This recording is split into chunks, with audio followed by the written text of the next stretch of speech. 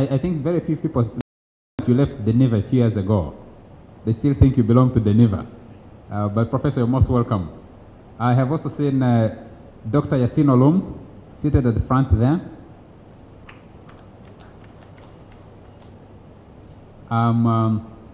There are two people I'm skipping for now. I'll introduce you in a moment for a reason.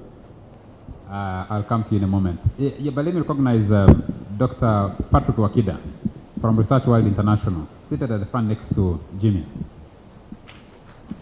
And he's wearing a red tie, so that ties in with, Jimmy must be happy that they're seated together, because that's some of the colors. We will have a presentation of an audit of the performance of Parliament in its current life, the 9th Parliament, which was conducted by the... And then after that, but before that, we'll have a few speeches. We also have the presentation of the report, which I'm told is a very long one. Initially, there were about 100 slides. Job has been trying to cut them down so that to fit within the time we're going to spend here. And then we'll have a panel discussion. Some of you will constitute a panel that will sit here. We have a debate, and then we will have a plenary discussion, and we should have ended our business by 1 o'clock later.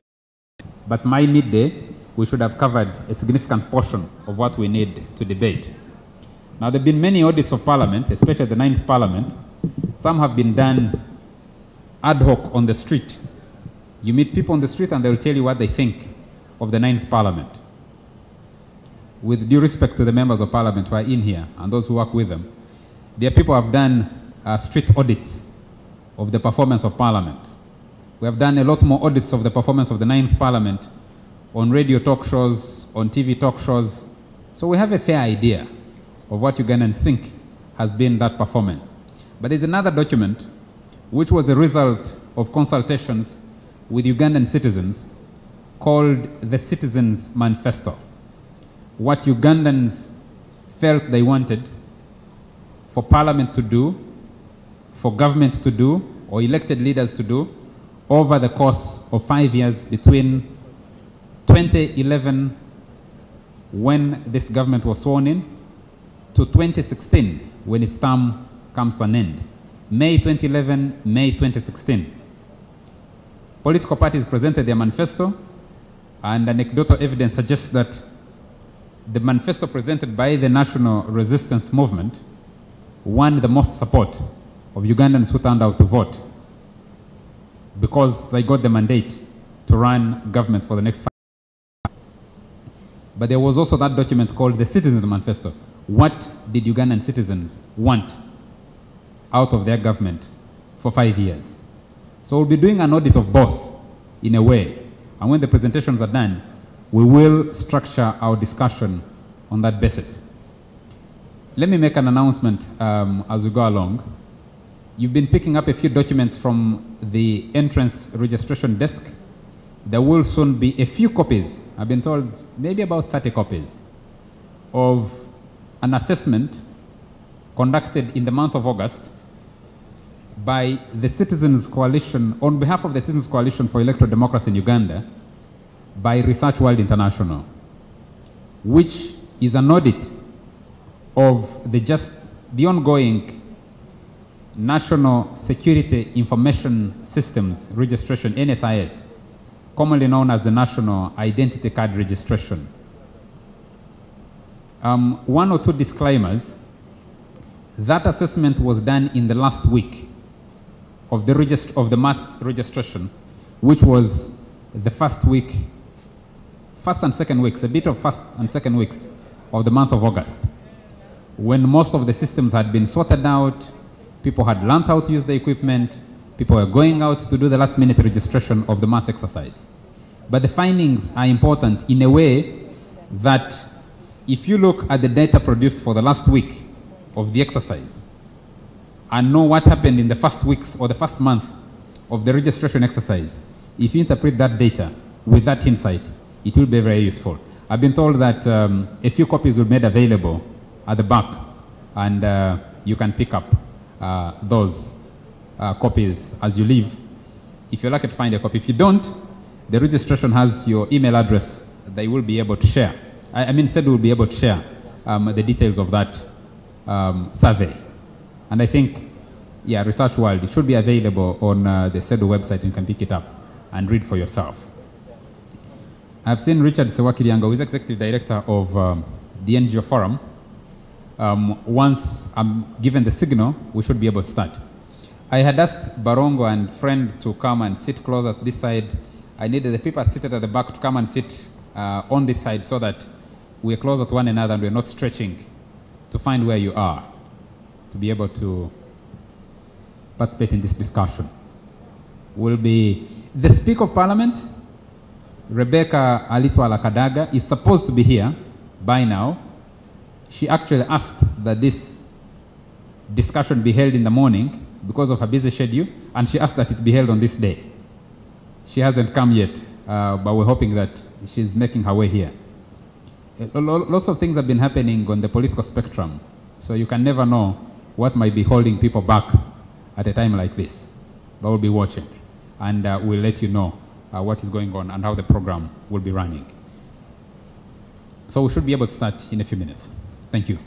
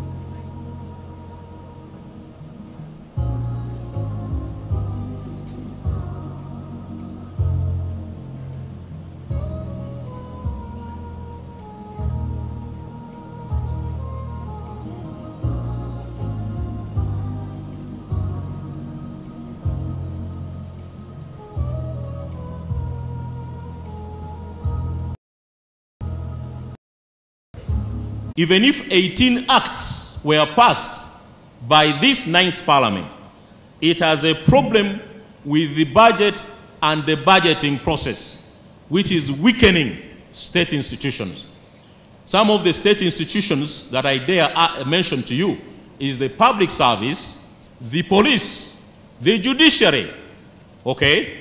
These state institutions are not given sufficient resources to do their job. How do you expect a police officer to earn 200 or so thousand shillings in a month, and you expect that police officer, like the police, like the teachers, like the health workers, why don't they increase the salaries of these very important state actors? The Honorable Paul Mwires and company, Honorable Akena, they are very good at increasing their own emoluments, because the Constitution provides them with a mandate to increase their own emolument.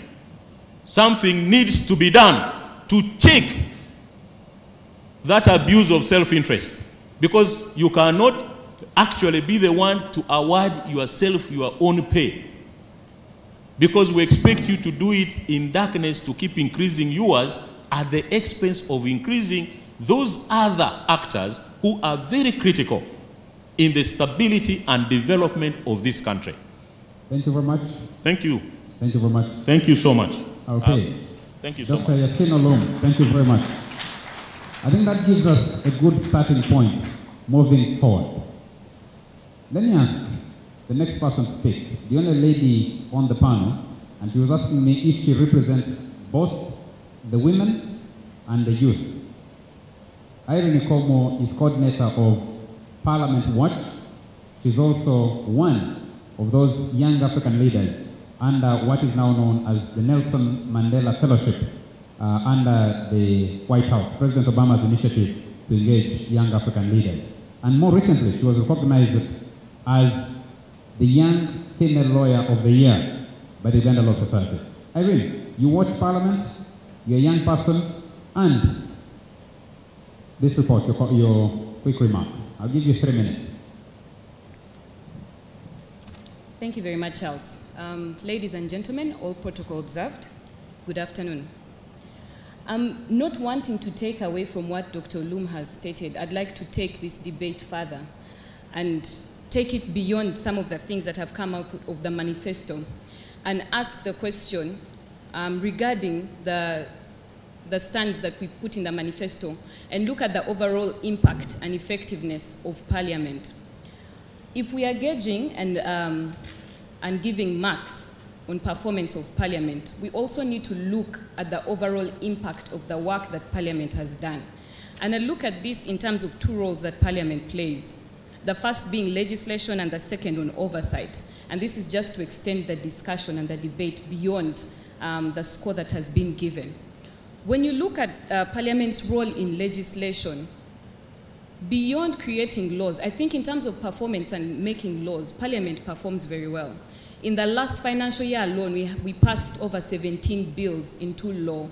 The question then becomes the impact, the overall impact of this legislation. One, in terms of sensitization and publicizing this law. Whose responsibility is it? Is it Parliament's? And if it's Parliament, are they conducively doing that and engaging people in discussions about bills? But also to what happens where Parliament passes laws that are not necessarily good for the citizens. I'll give an example of the Anti-Pornography Act that ideally had good intentions, but ended up leading to the attack of women in the country. Why is there no provision for Parliament to be able to recall such a law? If you look at the rules and procedures of Parliament, there's no provision anywhere where Parliament can have maybe 15 or 30 days after passing legislation, but before the President has assented, for it to be able to recall a bad law and review it. That means when we have bad legislation passed, we have to suffer the impact and go through other procedures to review law. Now, reviewing law means you must go to court and petition against this legislation.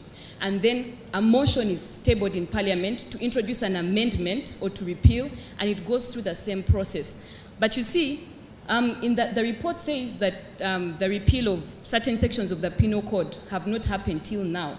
The motion was tabled in Parliament by Honorable Ali Salaso, but we still haven't had this go through the process. And so what happens where you have adverse effects that need to be solved immediately, but don't have? When you look at the aspect of oversight, my biggest question is in terms of effectiveness of the work that's done by the oversight committees and how that impacts the role of government. Parliament, ideally, is the one that pushes for transparency and accountability of government. But the question then becomes whether the work they are doing has the effect that it's intended to have. While we have oversight committees, especially the accountability committees working hard, I think PAC local government accounts and COSASE sit the most. PAC sometimes sits up to 8 p.m. They meet a lot of times, sometimes are recalled from recess. And we see them on TV every day, but what is the overall impact? There are recommendations that are made by committees and adopted by Parliament that are then not adopted by the government. So the question is, what happens to that process and how is that useful? When you look at recommendations that were made, for example, on the Umeme report that was adopted by Parliament, making recommendations as extreme as terminating the contract, there was no response from government. We don't know where that process has ended. What is the value of recommendations and resolutions made by Parliament? Parliament is now doing an audit of NSSF that went ahead to buy shares in Umeme after they made recommendations to terminate. The same Parliament, its pension scheme bought shares in NSSF. And so these are questions about effectiveness. So when we are evaluating the effectiveness of Parliament, when we look at recommendations again made about OPM and recommendations to have certain people prosecuted, but we don't see this following through, I think evaluating the role of Parliament should go beyond what they do in the institution and go into the overall impact of the work that they do on pushing for transparency and accountability of government. And so when we are questioning whether Parliament is effective, we need to question whether even the work that Parliament is doing is having the impact. Thank you. Thank you very much, Irene. Let me move over there. Need I remind our audience in here at Hotel Africana and those watching us on NTV and those following this discussion on Twitter, the Twitter handle, the hashtag is MP Review 2014, and it is the midterm review of the performance of the 9th Parliament. I'm going to call the third panelist to speak to us. A lot of issues are being raised and are emerging. Dr. Yasin Olum gave his assessment. How much do you contribute to the situation in which members of the 9th Parliament find themselves? Jack Wamanga Wamai, we have, on the table here, we only have opposition members of Parliament, one from the FDC, another from UPC, the representative of the Speaker is from FDC, but that discussion about when it comes to the question of emoluments or facilitation for members of Parliament, we never hear it come out. Irene raises another interesting question as part of this assessment, of this audit. You have passed 18 bills into law. Some of them have been signed into acts of Parliament. What does the Ugandan population remember of the laws you have passed? Public Order Management Act is a signature piece of legislation passed by your Parliament. The Anti-Pornography Act is another signature law passed by this Parliament. You look at the Anti-Homosexuality Act, it has been overturned by court. You've been raising signatures across the board to have it revived, to have it debated again. And people asking, when you look at the legislation, how does it help? And then the other question I'd like to put to Jack Wamanga, as you come to make your submission on this report, is from the 7th Parliament, if I remember well, not much of the 6th Parliament, every Parliament complains that you share your money with the citizens. Where does the discussion about the kind of service delivery oversight on government that you apply go when it comes to this debate? Because if you wouldn't have to pay for everybody who comes to get treatment at Mulago if people were being treated in Mbale, for example.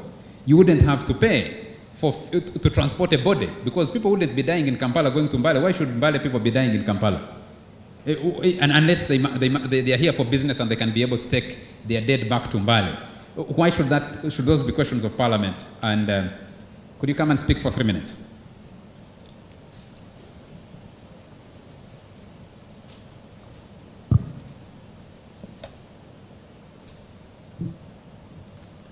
Thank you very much, Charles. Good afternoon, ladies and gentlemen.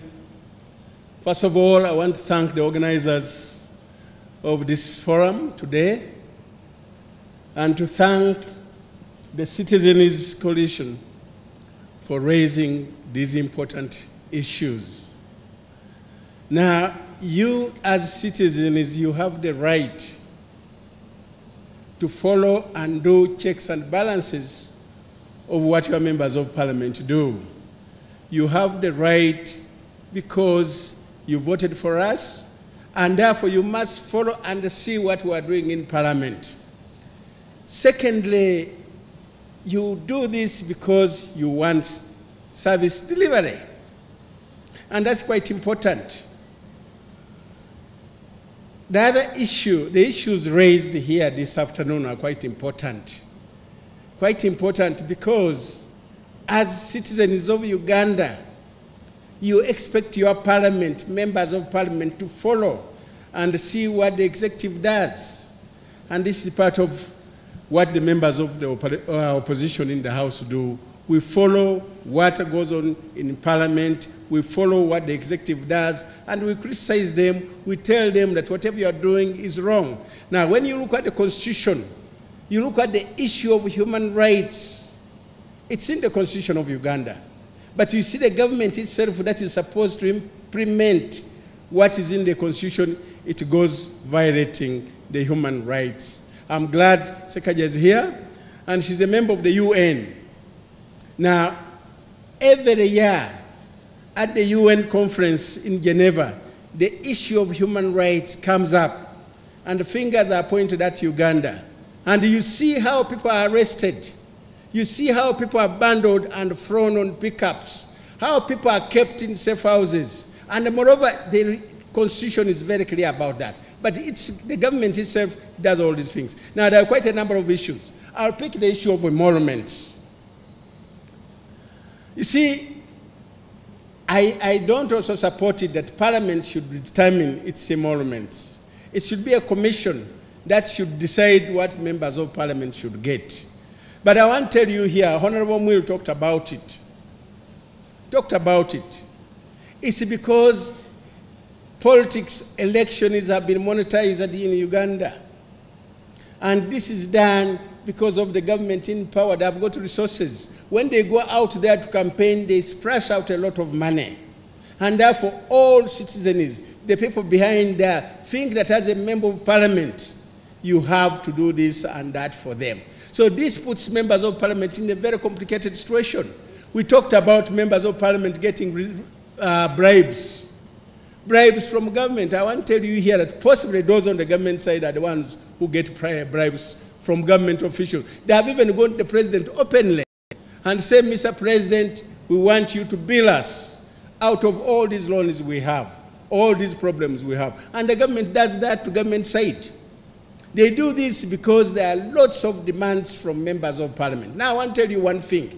A member of parliament comes to the house. He's expected to have a decent home in Kampala. He has never been to Kampala. He goes to buy a piece of land to put up a house. And when you look at what he gets, possibly that money is not enough. And therefore, they receive bribes from the executive to make sure they fulfill the standards of a member of parliament. The other issue that makes members of parliament perhaps vulnerable to some of these things you hear about, is because of the demands from the electorate. They demand a lot. They expect you to do everything for them.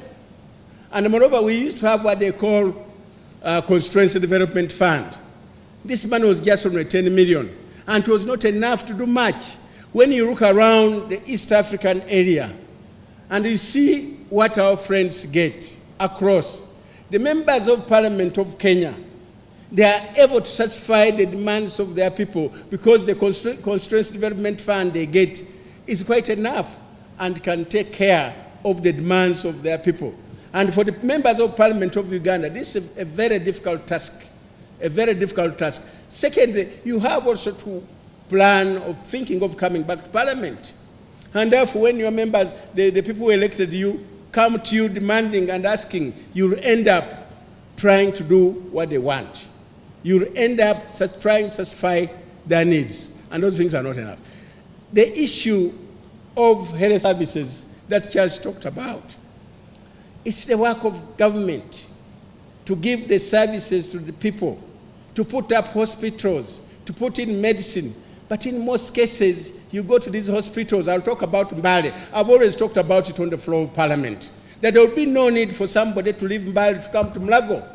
If there were medications, if there were medicines in Mbale Hospital, if the doctors were on the wards, but in most cases, you don't find doctors on the wards. Why? This now brings me to what a doctor earns. A doctor goes to a medical faculty. He puts in 6 years. Now, at the end of his course, he's employed by the Minister of Health. How much is this doctor being paid? 800,000, 700,000. And therefore, this money cannot meet the requirements of a qualified doctor. And therefore, this doctor will not spend most of the time in the hospital. He would rather run from this clinic to another clinic to make his ends meet.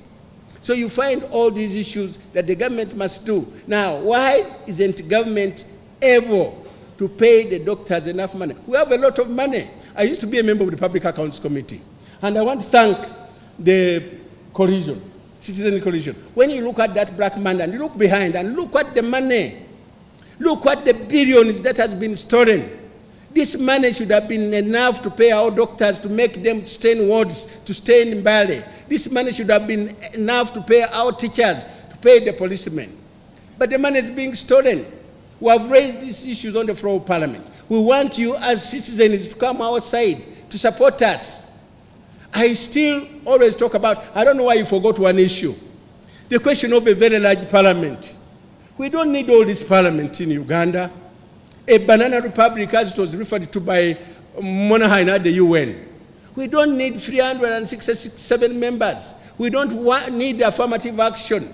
I know that women have campaigned on their own right and have come to Parliament. So we don't need such a huge Parliament. That takes a lot of money. We have talked about the iPads and the stationery. The issue of iPad came in because government was spending billions and billions on stationery, printing out a lot of documents. And at times, we don't even have enough time to read these documents. That's why they come up with the issue of iPad. I didn't know that even the cost of stationery still remains high. I thought that maybe the cost of stationery had gone down because of the iPads. But I still believe that you people should come up and support us. All these issues you have raised here, some of us who belong to the opposition side, we have raised them in Parliament. But we want you. I hate to cut you there, but when you read from the Book of Lamentations, and you invite the citizens of Uganda to read from the Book of Lamentations, someone will ask them to read, is it Isaiah or Daniel? I don't remember quite well. Where shall I turn? That's what I think the Bible asks. Where shall I turn? Because you say, you've listed all these things, and they're valid. They're valid issues that you're raising. But you are a member of Parliament, elected and empowered. These citizens, you pass the Public Order Management Bill, it's signed into an act of Parliament. So they can't even work, including the people from Black Monday, as you were talking about. They can't assemble, they can't demonstrate. Where should Ugandans stand? Yes, this goes again to Parliament. Of course, we raised the issues on the floor of Parliament, but we were defeated because of the large numbers, because of the people that you elected to come to Parliament that don't raise the issues. It's only a few members of Parliament who raise most of these issues. And that's why we go lamentation. But as Ugandans, I want you to speak up. I want you to keep talking about the poor bill we passed in Parliament, Public Order Management Bill. This is against citizens. You can't meet as a group and discuss some of these issues. So we keep lamenting because we raised these issues and were defeated on the floor of Parliament. Thank you very much. Thank you very much. May I have, Moses Kajango, you report from Parliament. 'Honourable Members, Your Excellencies, Ladies and Gentlemen, all protocols observed. Good afternoon. May I have Moses Kajango. You report from Parliament. Moses Kajango, you report from Parliament. Ladies and Gentlemen, all protocols observed. Good afternoon. and members of parliament are always complaining. I'm told there are two waiting rooms on the south wing and on the northern wing of parliament, and they are always full with people. Some want school fees, others want medical bills, others want, yes, they want to take the dead back home to Lira, to Mbale, to Jinja, to Fort Portal and elsewhere. Reporting parliament and watching the presentation of this audit, is this a fair assessment of the 9th parliament? Can it, in the remaining time to May 2016, be able to redeem itself and refocus and revive that optimism it had created at its swearing in May 2011? Thank you very much, Charles, and the organizers of this event. As we have heard, my name is Moses Kajanga. I'm the Secretary General of Uganda Parliamentary Press Association. As far as I'm concerned, the Citizen Manifesto, which is you are seeing behind here, I was part of this Citizen Manifesto, and we've been spearheading this as a member of Citizen Coalition for Electoral Democracy, where I sit as on the advisory board. And what you heard this morning, it's not new from me, and I have been behind this. But going to what, as a journalist reporting in the parliament, this parliament, the 9th parliament, started well, and people had a lot of hope in the 9th parliament. But according to the report which they presented to you, the issue of caucusing political parties, especially the NRM, when the caucusing started, you have seen that members of parliament now are fearing to talk on the floor of parliament. And this one should have been highlighted as one of the problems that are faced by the 9th parliament. You find that members of parliament are not talking as a result that they have to go or support the party position. Especially, I have seen that the NRM has been summoned in State House to discuss a certain bill that has been brought on the floor of parliament. And as we talk now, there is also another caucus which is going on right now. That's why you are not seeing the members of NRM seated here. That's why you're seeing opposition. But as far as we are concerned in parliament, we play our oversight role as journalists in parliament. And we have a contract with you, the public, and we send a contract with you to inform you what is happening in the parliament. And we play our role as journalists. But the most important thing which I picked from the presentation is that most of the things that were highlighted, to some extent, they are true. They are true because we have not seen these members of parliament coming out to debate on the floor of parliament. The decisions that are passed on the floor of parliament are just like how they say that they are advisory in nature. Either government can decide to take it on or they can drop it. Like my sister has said that the women report which was passed, up to now we cannot see what government has taken, a decision taken by government. We see that the report is just there because they think that as parliament, the decisions or the resolutions which they pass on the floor of parliament are just advisory. And if I can respond again to Charles, I don't see much with the remaining calendar of parliament that there will be improvement. That one will not be there. Because now imagine members of parliament will be going for party primaries. And of course you are going to see an empty house compared to the over 300 members of parliament who are elected to represent you in the parliament. We are going to see an empty house as far as the NRM primaries and other party primaries are concerned. They are going to go out there to look for votes. Like Honorable Muir Said, who represented the Speaker of Parliament, that yes, it is true, there are also other people on the ground there who are working hard to make sure that they take the seats. That's why you see that Parliament at times it is empty because the members of Parliament are also going there to look for support as the opponents are also fighting them in the Parliament. But the overall, the expectation of this 9th Parliament, people expected a lot from them. But due to unavoidable circumstances, as far as this caucus and the other things are concerned, you have seen that it is declining as a result of that. But as a media or as a journalist in Parliament, we have played our oversight role. I will quote the words of former Chief the George Kanyeihamba, the Justice George Kanyeihamba. He once said that there is no opposition in Uganda, and the only opposition in Uganda is the media. And we have tried to highlight to you, as our oversight role is concerned, to tell you what is happening, and you can also judge on your own. Thank you very much. Maybe lastly, Charles, as a journalist reporting in the Parliament as an association, we fought hard to see that our rights are respected in Parliament, whereby we moved on our own to see that we put our gadgets inside Parliament, because in the past we used not to take our gadgets in Parliament. Now we can bring you things live in Parliament to see that everything that happens. You see members of Parliament sleeping in Parliament, but we bring it to you. That is our oversight role that we play. But we played our part to see that appointments, there are still two committees in Parliament which are still closed to the media. That is our Appointments Committee and the Business Committee. And we would like also, since we signed a contract with you people, the masses out there, we would like also to support us, see that our Appointments Committee and the Business Committee is open to the media, because the representatives that appear before that committee, they represent the views of you, the public who are seated there, and those who are watching us right now. Thank you very much.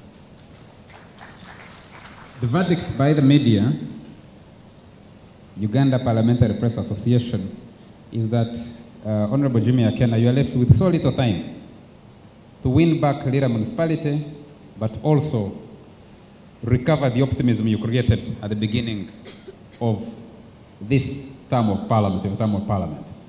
I'd like to come and speak to that. Yeah.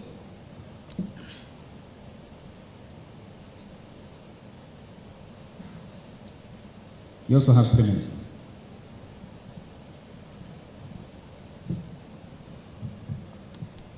Thank you very much, Charles. Although I find this assessment to be on the fairer side, I think a lot of it falls in the area of misperception. Because I am seeing issues raised about Parliament not amending laws, what Parliament is not doing, but we don't seem to take cognizance of the fact that the agenda of Parliament is driven by politics. And the agenda of these 5 years is based supposedly on the manifesto of 2011.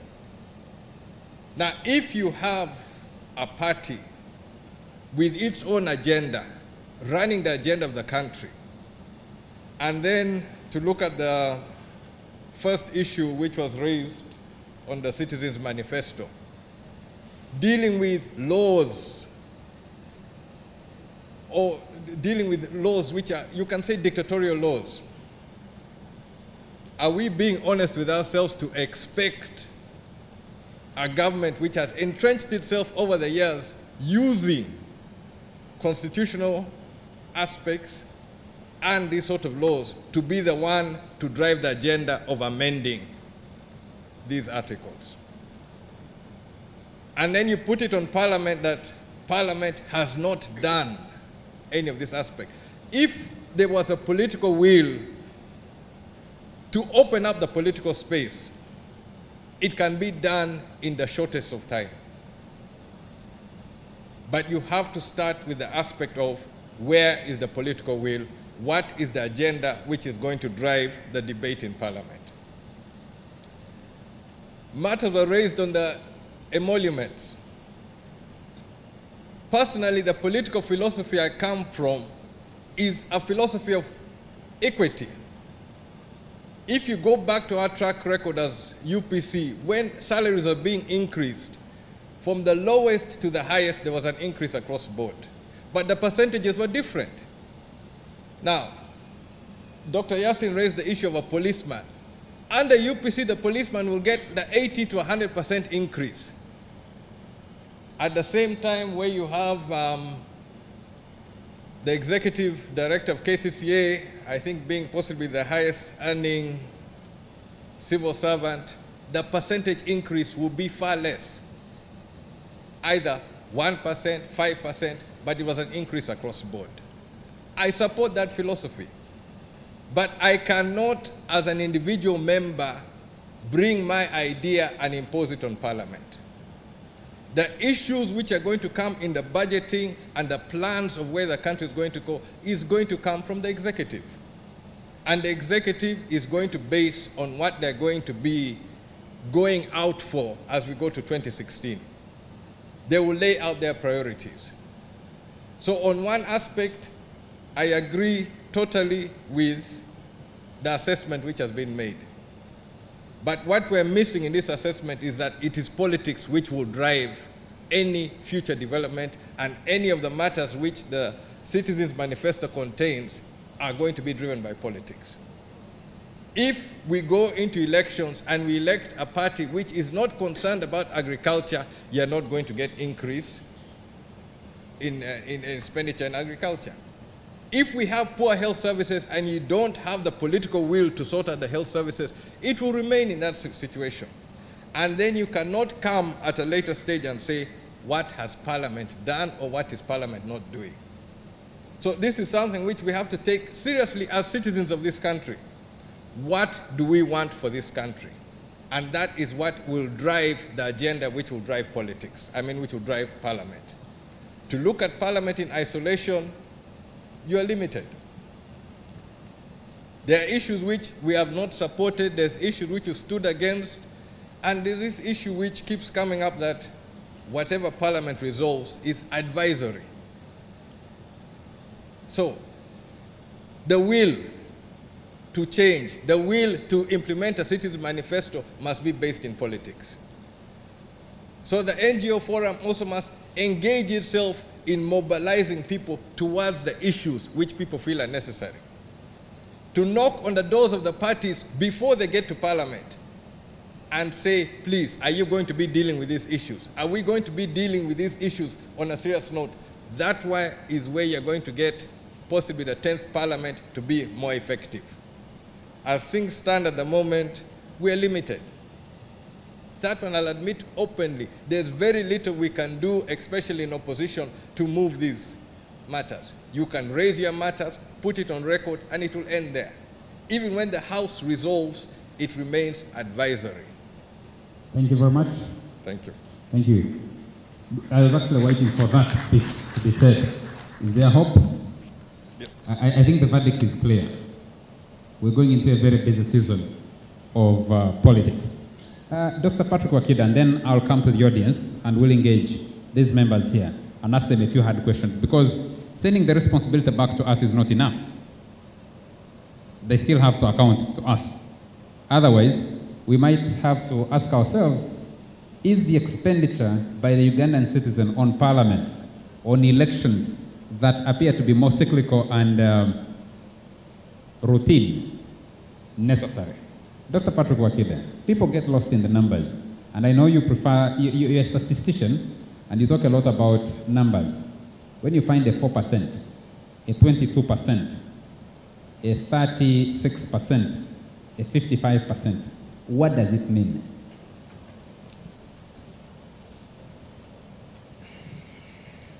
Thank you, Charles. 3 minutes.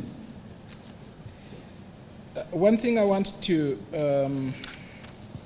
talk about here is the credibility of the evaluation. I spent much of my evening yesterday looking at the credibility and whether this exercise deserves our attention. And like I've always said, the process of any research determines the credibility of the output. When I looked at the different angles in which this study was conducted, my conclusion was that they got it right, and therefore the data can be relied upon. When I looked at the conceptualization of the survey I also found that to a greater extent, their conceptualization merits. However, when I looked at the intention, whether this is a mid-term evaluation, as it's supposed to be. Mid-term means it has to check where you started from with the objective set and where you are, both on the administrative and the financial, coupled with all the intentions. I found that it could be very difficult for us at this point to begin putting marks on this. Let me say this. In a summary, the study points to one direction, that the interest of the population is at a greater variance with the MPs and the leadership. The expectations of the population of their MPs is beyond what the MPs can deliver. I have always said that expectations and perceptions defines how somebody reads your progress or performance. But let us ask ourselves, who are these MPs? Dr. Lum has already said they are NRMs. How do they work? They work under suppressive environment. Do they know what they are doing? And that's a very critical question. Legislation is a function of a number of things. One of them is knowledge. The other one is what Professor was talking about, the space for you to be able to discuss, the space for you able to be free and therefore air your vision, as the reporter from Parliament was saying. Unfortunately, all this seems to be at risk, as we see in the report. Scoring below 50%, professor will tell you that if it was in class, unless if I gave you a compensatory mark, you would never pass. Below 50% is bad enough for you to repeat a class. Has the Parliament therefore performed? Is the question therefore. The Parliament, especially the 9th Parliament, gave hope. Unfortunately, it has all ended up in a preoccupation to pass laws that only suppress the population. That's no question. They have passed laws that less promote the human dignity and promote the continuity and longevity of the state. And of course, this is because, as we have established, the majority of members of Parliament are NRM, and it would be wrong, actually, if they use that as a strategy, because any political actor would want to continue to stay in power, whatever the means. Therefore, has the Parliament that we sent, the members of Parliament that we sent doing their job? Perhaps yes, perhaps no. My conclusion again is that there is a complete variance, there is a complete disconnect between the expectation of the population and what our members of Parliament are doing in the House. And you can see that our brothers in Parliament are preoccupied with passing those laws. They are preoccupied of increasing their salary. But is that what people expect of them? That's the question I'll leave. Thank you, Charles. Thank you very much. Thank you very much. Can I have a big round of applause to our panelists? I'll start and go through them one by one. Moses Kajangu from the Uganda Parliamentary Press Association. Give me some energy. Irene Ikomu, Young Female Lawyer of the Year. Parliament Watch. Dr. Patrick Wakida, Research World International. Dr. Professor Yassine Olum, Makerere University. The Honorable Jimmy Akena, Uganda People's Congress, Lira Municipality. And the Honorable Jack Wamanga Wamai, FDC Mbale Municipality. Thank you very much, gentlemen and lady, for those intriguing issues you have raised. We're now opening this debate to the audience. Share your views on the report, the audit of the 9th Parliament, the midterm audit of the 9th Parliament. And I'll ask the panelists to stay. We will have opportunity for them to respond to those. Can I have some microphones in the audience quickly? UGMP Secretariat, please help me have some microphones in the audience. We want to be as fair as possible to everybody in the audience and everybody here, because all of you are important, but practically it is impossible that all of you will speak. So some of you will speak, some of you will not be able to speak. Let me start with someone who engaged with this process very closely. Chris Pikaheru, coordinator of SEDU, is somewhere behind the cameras there. And then I'll come to you. So keep your comment brief, to the point, and use less than a minute. Thank you very much, Charles, and all protocol observed. 3 quick questions, actually not comments. Number 1, when you hear from our members of parliament, they are bouncing the responsibility back to us, the citizens. Where do we turn? Yeah? Number 2, we've had a very interesting admittance from our members of parliament, but Honorable Jack Wamanga Wamai has put it so well that they have failed. Yeah? So are we going to see this admittance transforming into them eating humble pie? Come 2016, they said, we have failed. Let's go home and give a chance to a new team. That's number 2. Number 3, just one last one. When it comes to the role of parliament, I want to be very clear. When it comes to the role of parliament, I have not had any of these members of parliament on their campaign trail going out to speak about the role of parliament alongside what they will be going to parliament to do. Now, it should not be after they have been elected and sent to parliament that they now come and lament to ASEAN to say that now, you know, it's a lot of money that we are spending. Why say it now? Why did you say it then? And for me, those are fundamental questions. Thank you. I raise my question. Thank you very much. Let's have the gentleman here. We have an audience online. We have an audience on live TV. Good afternoon, everybody. My name is Osman. I'd like to ask Honorable Wamanga 2 questions. As a leader, as a member of the parliament and on the opposition side, I've never had any member of the parliament who's on the side of the opposition complaining about their salary, as in their remuneration. Every other time they are adding themselves money, and they have never complained on the floor of the parliament.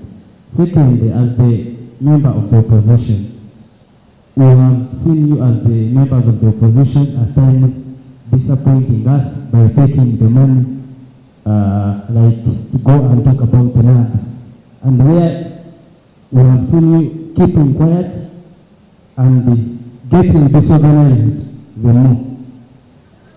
Thank you very much. Let's have the lady there, and then we'll come to Vincent. Let's have the lady. Kindly keep it to 1 comment so that we have as many of us contributing as possible.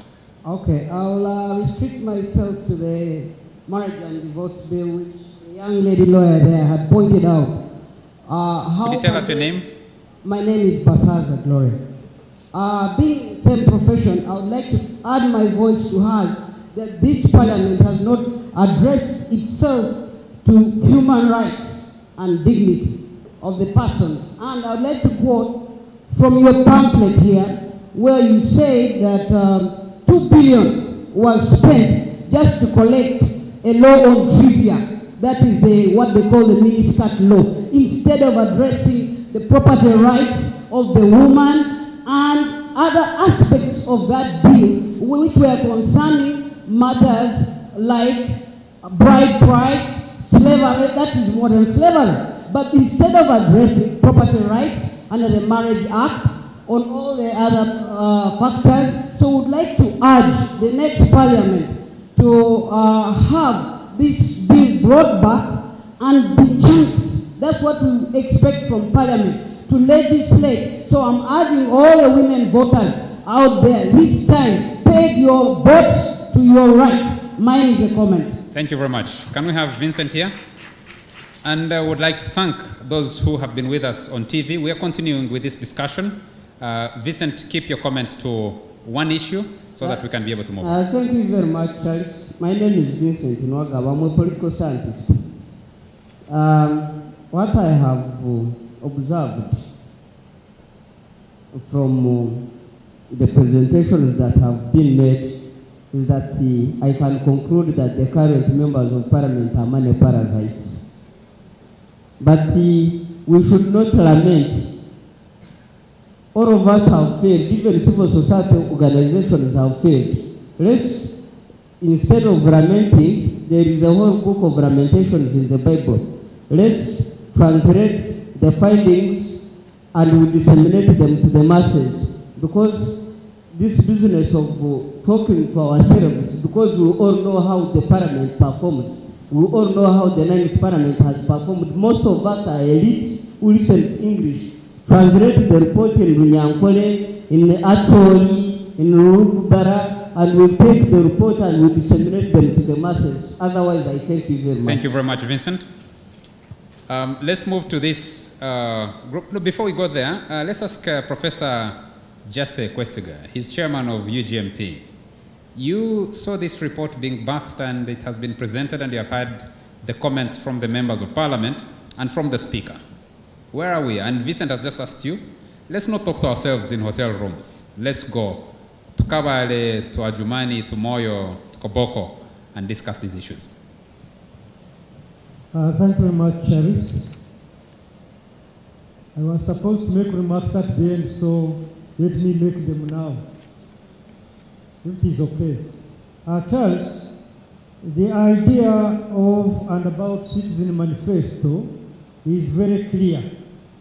And that is to give a chance to the people we insult every morning and every night. What do we call them? Voiceless, vulnerables, all sorts of insults. And we want to show the people, and the people also want to show to the people that actually they have voices, but nobody bothers to listen to their voices. And so the thing about Citizen Manifesto was to enable the people who are normally insulted get a chance to pronounce on how they want to be governed, to pronounce on how they think things should be managed on their behalf, and also to demonstrate that they are alive and given a chance they can influence what is going on. Not only that, sir, after Citizen Manifesto was published and the views shared out with everybody, we had a responsibility of making sure that we remain in touch with the same people so that progressively they tell us how they view what is going on. And this is what has happened. We've done some monitorings with them to look at the performance of NRM. During the last 2 years, we did that. We also did work with them to look at the performance of local governments. Now we are with them to look at the performance of MPs. Personally, somebody who has been working in this field, I'm surprised that the citizens are a bit too generous. Because even this whole thing of MPs getting broken and all that, what exactly do they say during campaigns? I've gone with a number of MPs who are campaigning. They promise things which are so embarrassing here. Really, we shall give you medicines, we shall give you hospitals, we shall give you roads. You give them to them as who?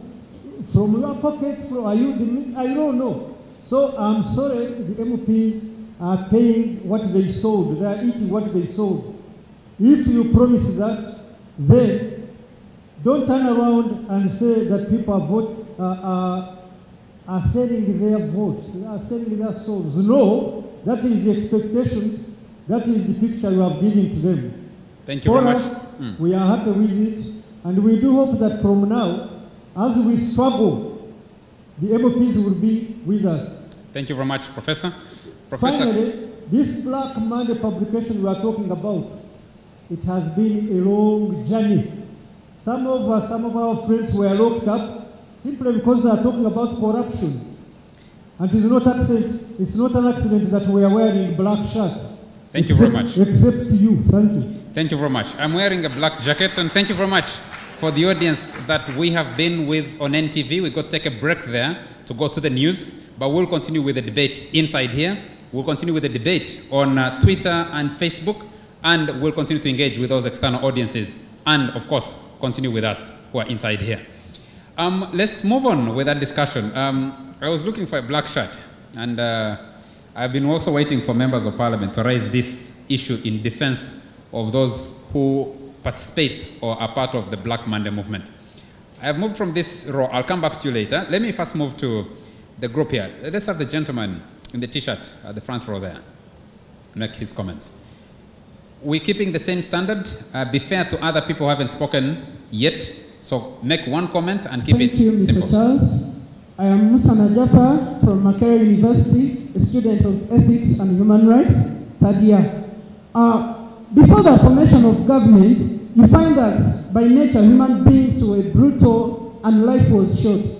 But after the formation of government, John Locke says that they came up with a social contract and they formed the legitimate government, of which that government is pro-people. You find that in Uganda, the MPs, even you MPs, I'm challenging you now, you don't know your roles. You don't know your roles. We are your bosses. We always send you to go to parliament and take our decisions right from grassroots levels. But some of you have failed, like my MP from my constituency. He has never spoken any word like this in parliament there. He one time actually forgot a seat where he's supposed to sit. The constituency is called Bugoli South. He went to someone's seat and then he read Bugoli South, then he was dismissed for 3 months. So, you MPs, you don't know your roles. What have you done, to promote the fundamental rights of the people of Uganda? Thank you very much. Thank you very much. I would have defended the MPs, but they are here to defend themselves. So I won't risk going in that direction. Let's have the gentleman behind there. Thank you. My name is Alex Manizikumva, a student from Makerere University. Me, it's like a piece of advice to our honorable MPs. You go back and tell them to stop promising earth and heaven during campaigns. Thank you. Thank you very much. Let's have the gentleman here. Yes, if you could take note and then we come back and answer. Let's take this row and then we'll come back and have answers. Let's have those two gentlemen there. Thank you very much. I'm Kazungu James, Kagame University. I want to tell you this, don't blame the parliament, because if we assess the performance of tonight's parliament, it is totally poor and it is very low. But the parliament is driven by the executive. Even the judiciary itself is driven by the executive. It is our role now to stand up and say no to this old government. Stand up. If you are sleeping for 4 hours when you lose, you are dead. Let us combine our efforts and fight this 216. I'm Kazungu James, and if I speak to my lecturer from Makerere, this parliament will give it and take. Thank you very much. Can you give it to your neighbor here? No, the gentleman in front here. I'm coming to the people behind. Yes, I'm Lorem Cosmas from Makerere University. I just wanted to not blame the 9th Parliament for performing poorly. I would rather blame the party, because they are not representing the people in Parliament. They are representing the interests of the party. Lolem, there are about 5 parties represented in Parliament: the National Resistance Movement, the Forum for Democratic Change, Uganda People's Congress, the Democratic Party, the Conservative Party, and the Justice Forum Party are all represented in Parliament. Yes, they are represented, but these MPs go on behalf of the people. Not, they get the ticket of the party, but they should represent the interests of the party. Especially the MPs who are on the current party, which is the leading, the NRM party. they represent their concerns and forgetting the concerns of the citizens. So the MPs, they have their chief priests up there, they are the ones who give them orders, forgetting the interests of the people. Thank you. Thank you very much to them. Let's have the lady there, and then you'll move the microphone to the back. We'll try to come back. Thank you so much. Wana Beatrice is my name from Deja University. I want to comment on the report. The report, because everything has advantages and disadvantages. So on my side, I think the report was not fair, according to me, because everything, as it is stated, like some of those failures it has mentioned, it must be having some achievements. And for the issue of parliament, I want to talk about that some MPs, they just go there to present their constituencies, their people they are leading, but they are not going there to make the rules. So I want to comment on the issue of security, going outside, like Somalia, like northern Sudan, without approval of the parliament. I think that one, it does not need the parliament proof, because here, why we are having peace in Uganda, it's because of the discount, it's because of the strengths from outside, it's because of the strengths we are these strengths of security we are having here in Uganda. We are so safe. Other countries are being affected by the wars, but we are having the peace because of that relationship we have created with those neighboring countries. Thank you very much. So thank you so much. Thank you so much. Can you move the microphone to the back, the very last rows, starting with the gentleman there, yes. And then we have the group there. Brother. I'll come back to you. I'll come to that side later. Okay. Thank you, brother. That is my name. And my questions are two. One will be just an ample piece of advice to my brother, Kajiangu, the Secretary General of the Uganda Parliamentary Press Association. It is true, Uganda Parliamentary Press Association does a very good work to inform the citizenry about performance of members of parliament in the plenary, in the committees, and to a very small extent to the constituency work. However, my only concern is to ask you guys to give a balanced view of what really members of parliament do while we're there. That is to say, at times, members of parliament overshadow others in the newspapers, that is to say, in the media, be it in electronic or print, but when their views were actually uttered on the you call them staircases, not in the plenary. So try to balance the way you guys report. But I appreciate what you do. Secondly, come up with a quarterly report on individual performance of members of parliament. And please, don't hesitate to tell the general public that so and so has not caused any debate or has not contributed anything for the past 4 or for the past 3 years. Thank you very much. Don't shy away. Do that one. You should do it. If you are constrained by funds, do it on an annual basis. You come up with a report and say, so and so from this constituency did not contribute anything in the committee where he was assigned.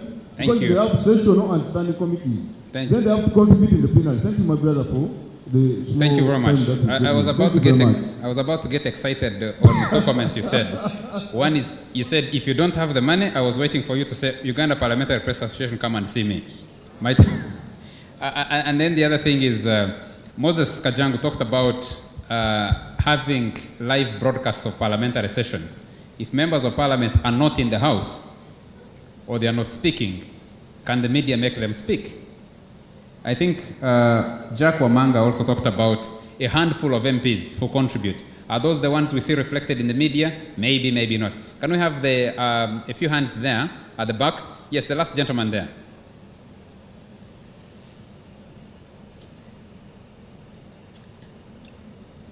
Thank you very much. I'm a student from Deja University. Good afternoon to you all. Your name, sir? I'm Dati Gonzaga. Today, for me, the main reason why I came today is, first of all, about this information about the patriotism, because I greatly criticize it because I see it's a wastage of money because you're teaching a child. Gonzaga, is patriotism one of the assessments that UAGMP did on, as part of its audit of the 9th Parliament? Well, I'm trying to first explain something here. Yes. What I'm trying to say is that, well, that they are putting in money in teaching a child how to love his or her own mother. That's the way I take patriotism to be, like the way they're taking it. Patriotism is supposed to be love for, let me say, I myself helping a street kid. That is patriotism. I'm helping a Ugandan. It's supposed to be sacrifice. But now they take students to field, let me say, to the field, and they teach them martial arts. They teach them those military skills and something related to that. And then students finish school.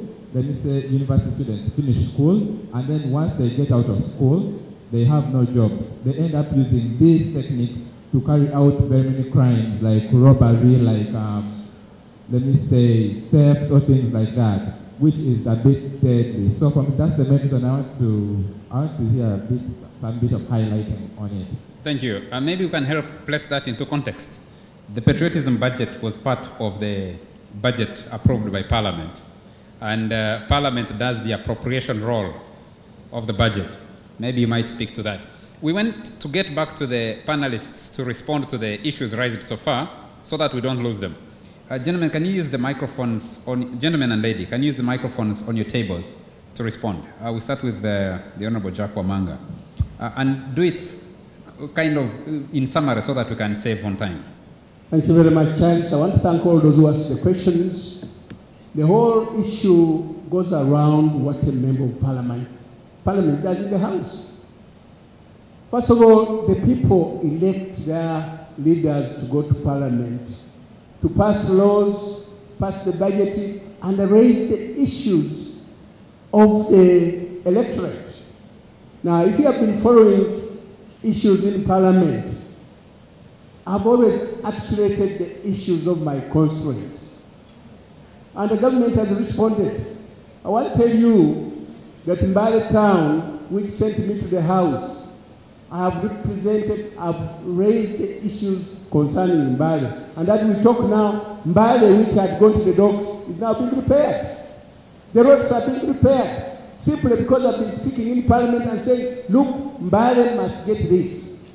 Secondly, I debate the issues of the budget and pass it in the House. I appropriate the budget.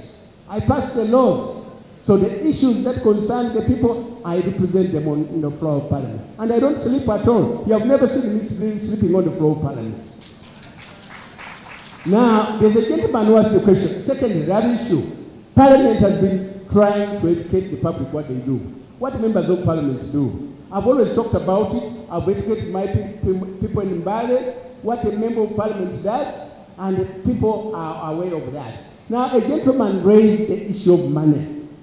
I want to tell you that if you follow the issues in Parliament, the 20 million that was given to members of Parliament just right before elections, I turned that down. I turned down the 20 million, I never took it. I said the 20 million was for NADS, and the members of Parliament were not the ones to monitor the exercise of NADS. And it was being done at the last moment. Even the 5 million that was given to members of Parliament, we turned it down. You must have heard about what we call Article 110. You must have heard in the paper, in the press, that some members of Parliament have been given 110 million. I want to tell you that you will never find the name of Honorable Wamai among those ones that Wamai has taken a bribe. Now, handing over to other people. Of course, the issue of handing over depends on the electorate. Has the member of Parliament performed in the House? Has the member of Parliament raised the issues of his people? Has there been improvement in his constituency? So it's the people to decide on that one. Now, Professor talked about Black Monday. I want to tell Professor that some of us are in record. And as I speak now, I am giving treatment to the people of Mbale who are beaten because of Black Monday. Walk to work. So I've been one at the forefront, raising the issues Because when you look at all those issues raised by Black Monday, is what I was discussing when I was a member of the Public Accounts Committee. Corruption, we've been talking about it. I'm a member of the African Parliamentary Network Against Corruption. So we've been talking about that one, and where you find corruption, you'll find me there. Checks and balances. The role of a member of parliament, really, especially the member of opposition, is to do checks and balances and tell government that here you are stealing. You have done nothing for the salaries of the people. You have done nothing for the health sector. And we put them on that always, that you must do this for the people, you must do deliver services to the people of Uganda. The laws, for example. Some of us have opposed the Public Order Management Bill, and we have opposed the bad laws. Some of us have spoken against sending our soldiers to some of these places, Somalia, South Sudan, Central African Republic.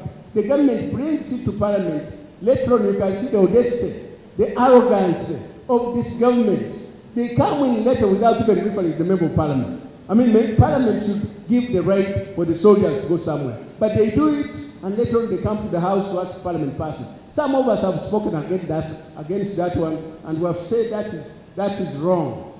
Issue of human rights.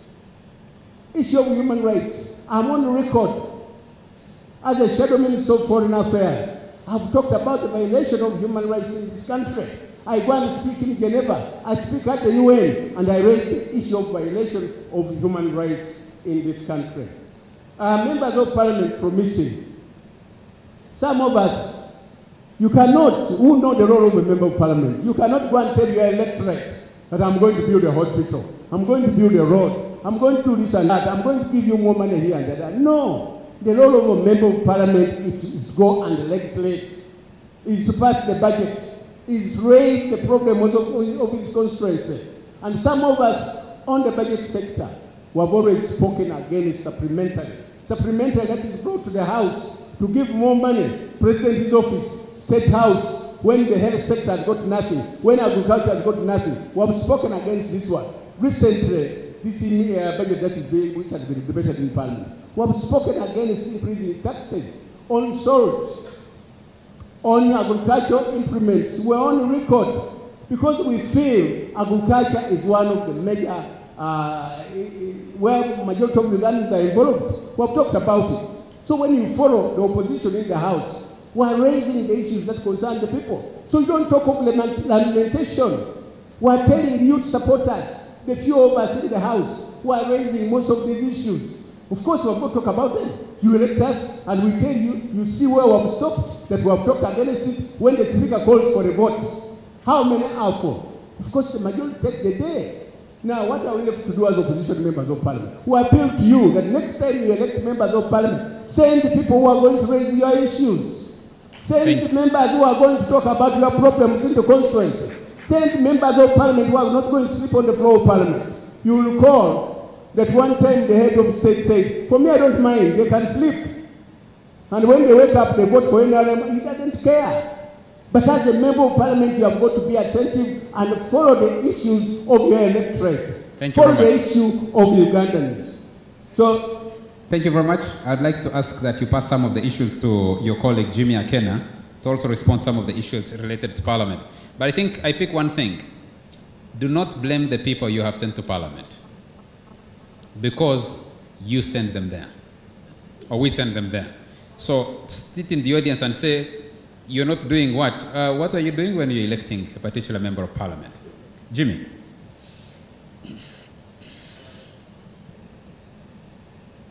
Thank you very much, Charles. I just wish to stress more clearly perhaps than I did originally.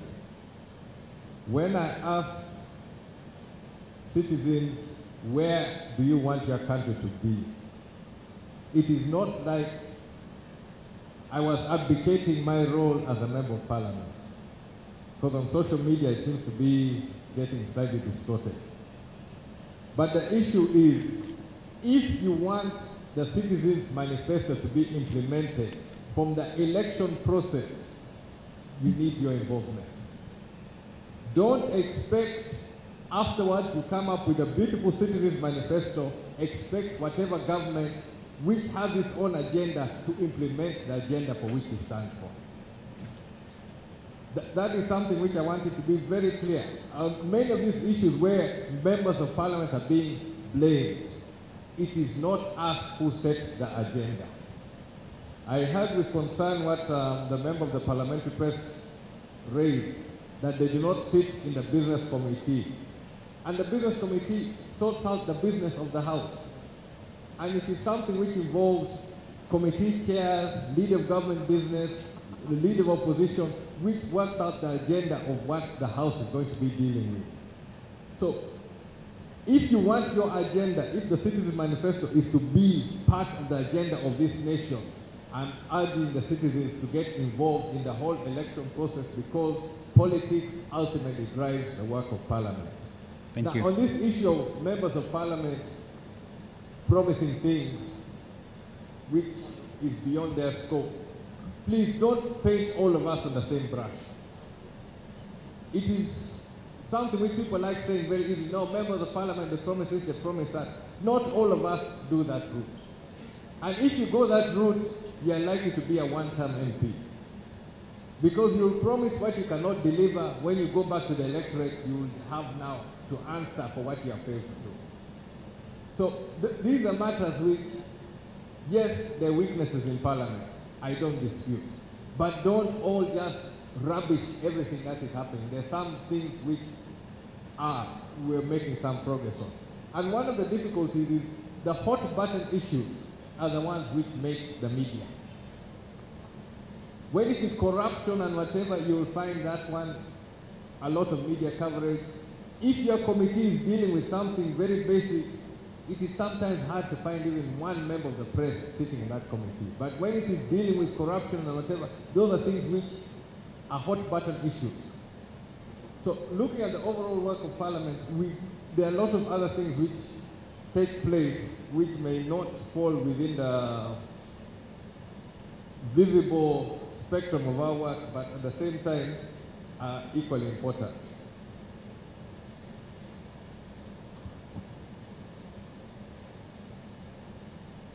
I have to say something small about salaries. I am in my second term in Parliament. And from the time I entered Parliament to date, our salaries have not been increased.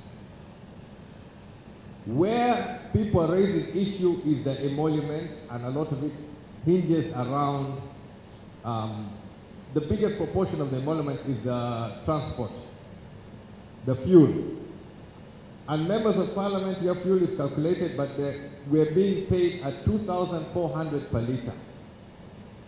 Those who drive a litre is more in the region of 3.6. If you're going for whatever, it's 3.6 to 4,000, depending on what fuel you're using. Now, that one has been increased at different times.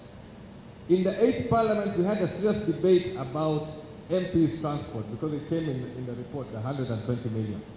MPs' transport. There are many officers of government at different levels who are entitled to and receive transport. In the 8th Parliament, when the matter was debated, we said, okay, if you want to provide transport as government with a driver and everything, it's okay. Personally, I will not object if you provide a vehicle and I use that vehicle to fare. But when the calculation was done, it was discovered that that route will be far more expensive to the country. Honorable Akena, would you also object to a suggestion that you buy your own car, you drive your own car to Parliament? Because Professor, when he was still teaching at Makerere, drove his own car, put in his own fuel, but went and taught. And he earned the salary he earned. True. If that is the route we are going, I don't have a problem with it. But, hear me out. I don't have a problem personally. Where it is across board and it is equitably sorted out, I will not have a problem with that. The difficulty comes about in that at what point you will get local government officers and different levels having a vehicle, having a budget. where we're going to put that cutoff. Can Parliament lead that kind of debate? Can you lead that kind of debate in Parliament? Because you said the government, you came from the perspective of equity. Equity, I remember that's what you said. And equity, you said, when you increase salaries, when the UPC government increased salaries, it increased across the board. The only difference was the percentages. Those earning higher got less. Those earning less got higher percentages. Is a debate that says Ugandans go to work every day, they pay their taxes from the little money they earn, teachers, policemen, prison warders, people who work in civil society, they don't get a transport allowance. Why should a member of parliament get a transport allowance? A car and mileage. As I was saying, I don't have a problem in how we resolve it. As things stand, if you are to peg it on the scale of government workers, where you compare like a district chairman, a sub-county chairman, where would a member of parliament fall? When you use that government structure and try to structure an MP within that one, the cost will be far higher to the citizen. That was the calculation. If you say that we scrap MP salaries, we say MPs should not receive any emoluments and should perform the work, that is a different debate altogether. But it's a debate worth having. What do we need to put? The point which Honorable Jack raised earlier, that the house is too big, it is. But believe me, there is no politician who is interested in votes who is going to reduce that house. It's a fact. Don't expect the president to reduce it. Don't expect somebody, some political party which is trying to get to parliament or trying to get into government to reduce it. You can talk when you're out. When you get there, it will not be possible. That is some of the realities of politics. Thank you very much. Thank you. Can you pass the microphone to... Can I say something about that? Can I come back to you a little later? Because we need to get back more comments from the audience. Can you use a minute? Charles, you see, this is what I was going to say. That when we come late, when we begin late, then we are pressurizing to talk in a short time. You are telling me use 1 minute, yet I wanted 2 minutes or 3, just 3. You see, I came early thinking we'd start at 10. We started at 11 something. And this is the problem. So we keep rushing through our discussion. For instance, we have not tackled very key areas of this report. For instance, political playing field. How is it? Can the parliament check the executive excesses and financial indiscipline? We have not tackled it. What of the case of interest groups? Do we really need these interest groups in parliament? We have not tackled it. What of the laws on natural resources, where laws are passed in a hurry? We have not handled it. We have not tackled cultural institutions. Do we need them? Should the public fund them? We have not tackled it. And we are being told, speak for a minute, speak for 20 minutes, 20 seconds. This is not how we are going to discuss national issues. And I'm one person who thinks that once we are going to talk about national issues, we should start at 9. Whoever has not come, to hell, because you are now restricting me, who has put my time into this thing, and you are telling me speak for 1 minute. Let me finish. Now give me time to finish. That one of the problems that we are facing with this parliament is because of the type of parliamentarians we have. We can remove Honorable Akena, we can remove Honorable Wamai, but if you have the type of MPs who go to parliament and they do not know what their roles are, which is to legislate, which is to represent, which is to take the oversight function of the executive, then you will produce the kind of results of the audit you have seen. And consequently, if you want to hear my final thought, the moment an MP fuses his or her role with that of the executive, then you forget the MP performing those three functions. Because some of our MPs have become agents of the executive, so they cannot check the executive. And yet it is the parliament that is supposed to check the excesses of the executive through their oversight function. This parliament cannot legislate for the poor, for the citizens, when they are dominated by the executive. And I want to say that the broader, wider political, social, economic, and cultural environment determines the caliber of the MPs we get. So if they cannot do a good job where the scorecard says excellent, excellent, excellent, do not be surprised, because it is the caliber of MPs that you have in parliament. That is why they cannot do some of the things they are supposed to do. Thank you for listening. Thank you very much. Thank you. I appreciate your concerns about restriction on time, but you know we started about 28 years ago, and we said we needed 4 years, then we asked for another 5 years, then we asked for another 10 years, and we kept asking for more time. There will never be enough time to discuss everything we want to discuss, especially when it comes to governance. And we need to start by practicing here to work with the time that we have so that other discussions can continue. Moses, there were questions put to you. Could you respond to those? And then Irene, there was, I think, a comment about your issue on what type of legislation, and especially the women's agenda, where does it fit? So Irene, can you use a minute? Dr. Okida will come back to you later. Can you first? Thank you, Charles. So just to respond first of all to the issue raised by Doreen on human rights, I think there have been certain steps that have been taken by Parliament to address the issue of prioritization of human rights. First of all, by the checklist that was launched by the Speaker herself, and then also instituting the Committee on Human Rights. Of course, now the question is how that committee is going to operate and how that committee is going to ensure that the issue of human rights comes and is the forefront in every legislation that it passes through.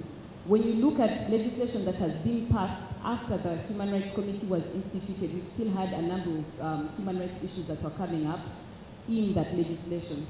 But I'd like to talk more on the issue that was raised by Mr. Crispy Kaheru and Vincent on the question of responsibility and failure of MPs to perform. And I think Doctor has touched a bit on it. When we're looking at the role of members of parliament, their role is really to audit the work that government is doing and to ensure transparency and accountability of the institution of government. The challenge becomes that what happens when there is no one to push for accountability of the individual members of parliament, which is why we come up with instances like, where do we turn to now? I think the multi-party system having come in opened doors for multiple representation, but we did not ensure enough checks and balances to check the extremes of multi-partyism, which is why you have now issues of how far should a caucus go, you know? And as we continue to develop, there will be other instances of pressures coming to come onto parliament. For example, as we continue to grow economically, we'll have the issue of lobbying. How far should lobbying go? How far should we get an MP to push a certain agenda? But to solve that, we need to create a checklist that ensures each individual member of parliament, while balancing their responsibilities and commitments to other factors, can still be held accountable for the things that they do within the House. For example, I do not know why in 2014 the Parliament of Uganda does not have an automated voting register.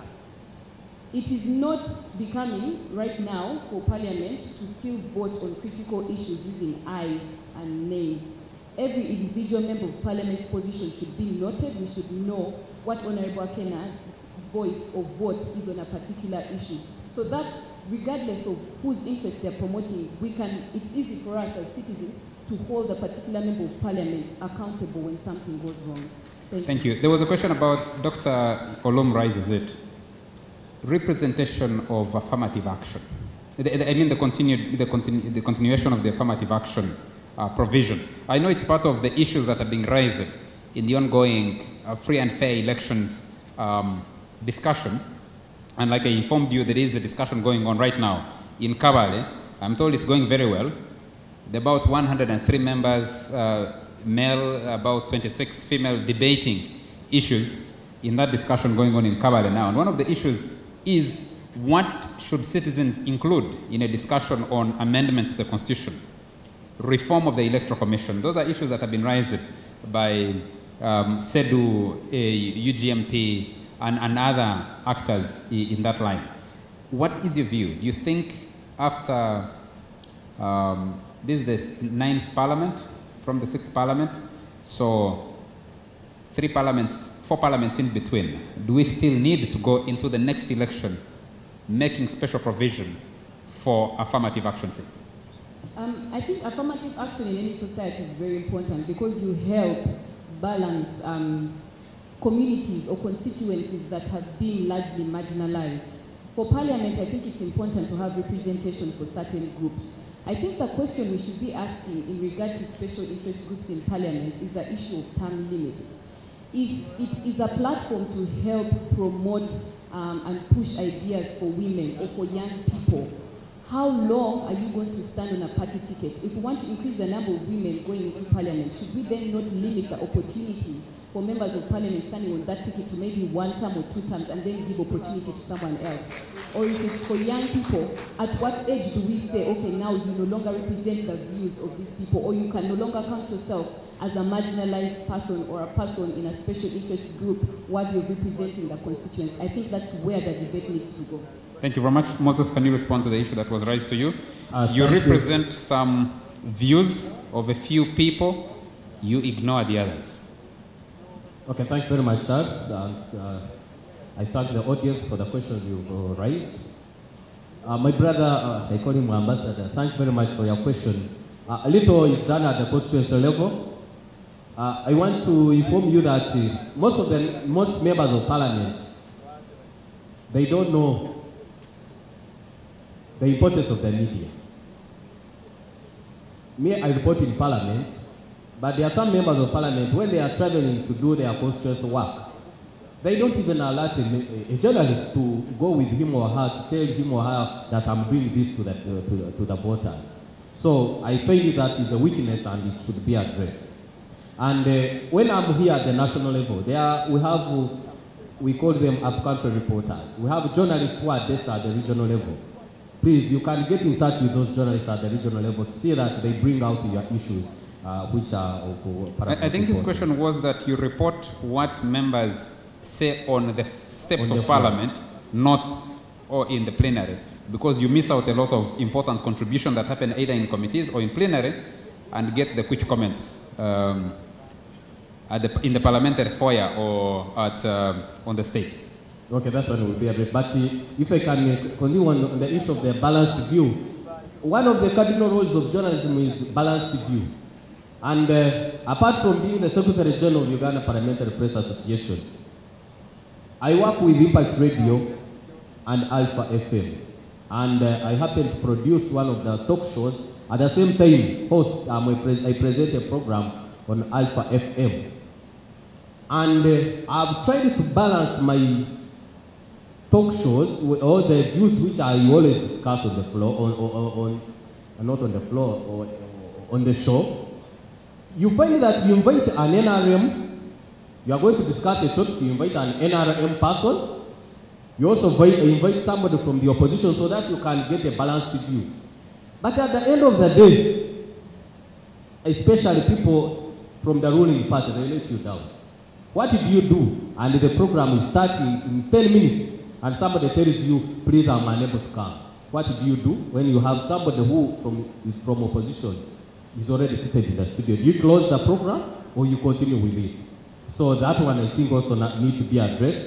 And remember, we raised this one with the former Prime Minister of Uganda, Mama Mbabazi, and he had said that he's going to address this one with his members, especially from the ruling party.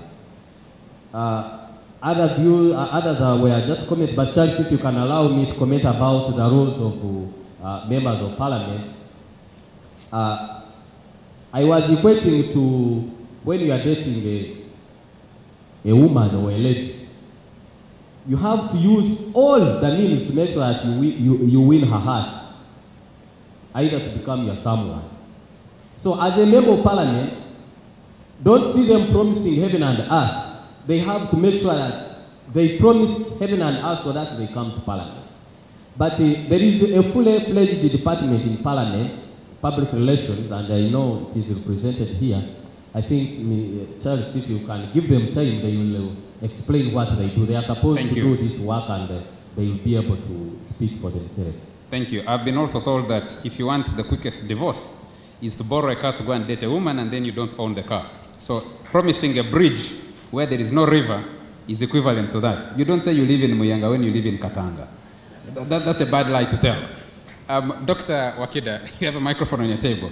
If you could comment generally on some of the issues that have been raised, maybe in a minute.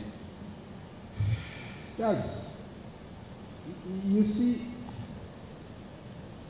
you don't expect clean water when you have not cemented your wells.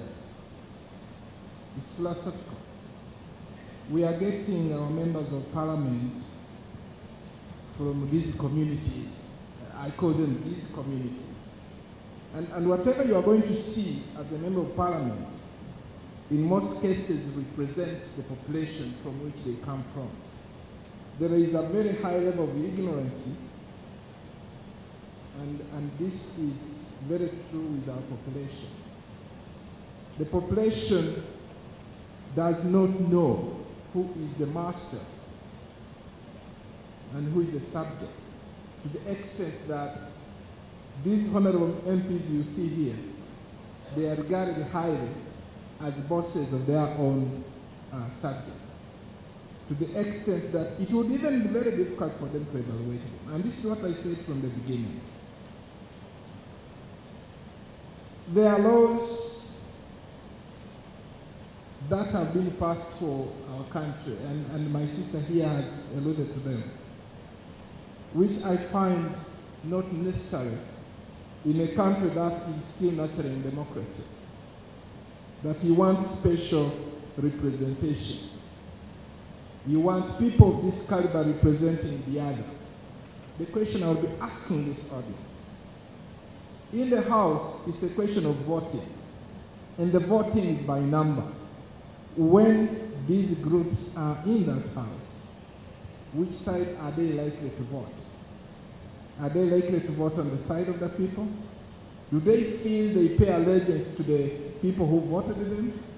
Or there is somebody who gave them that special recognition for whom they are always going to vote? Those are very serious questions. The reality of the matter is, until when the civil society, the CEDU, and the Citizen Coalition work towards making the population know their roles, whatever we are discussing here will be inconsequential, because it even becomes very difficult for a citizen out there to audit an MP for whom they don't know their roles. And that's very common. I am very sure if you went back in the village and asked your parents, what should the MPs be doing? They will tell you they are supposed to be making roads for us. They are supposed to be paying fees. They are supposed to be attending barriers. But that is not the cardinal principles, Honorable Man. Because people don't know, they have not defined the terms of reference. They don't know the terms of reference for which they are employing these people. It becomes very difficult to do an evaluation of those they sent. Thank you, Charles. Thank you very much. I hate to become part of the debate, but sometimes I'm provoked too. And Doctor, I'd like to disagree with you. I think Ugandans are generally very rational people. If they know that Parliament is not going to help them fix a broken health infrastructure or have schools where their children can go to and get a decent education, they're going to compromise and ask the Member of Parliament to subsidize the education of their child in a school they think is better.